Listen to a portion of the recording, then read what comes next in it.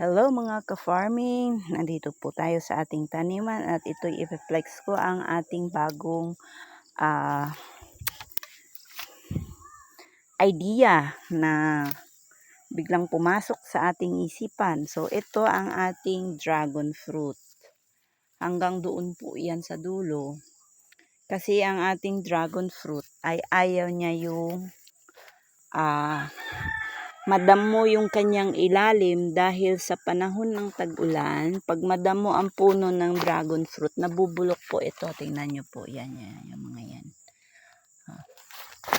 At kinakain siya ng fungus kapag tag-ulan at masukal ang ilalim ng ating dragon fruit. So, ang naisipan ko ay eto. Dahil katatapos ng ating election 2025, itong mga, ayan, etong mga tarpaulin ng mga kandidato, pinangbaklas natin at ginawa natin siyang mulching. Okay. Kasi matibay ito. Ayan. Kaysa bumili tayo ng plastic mulch, ito na lang ang naisipan natin. So, ayan. Pinagtagpi-tagping mga tarpaulin ng mga politiko, ginawa nating mulching dito sa ating garden. Yun. Hanggang sa dulo.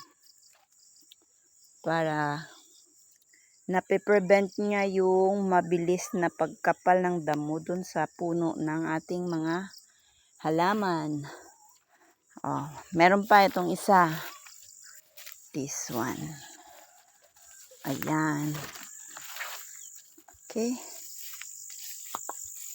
Ito ay rambutan. So, ayan. Tinanim natin yung rambutan. Nilagyan natin siya ng slit gilid. Ayan. May butas doon sa gitna.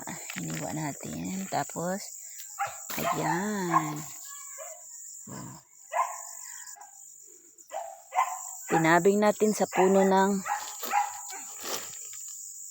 rambutan para hindi siya kaagad tubuan ng damo. Yun.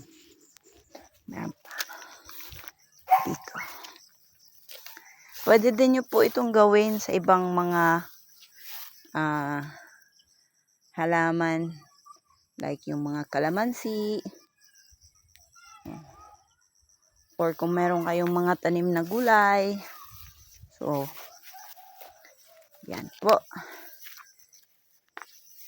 Happy farming everyone!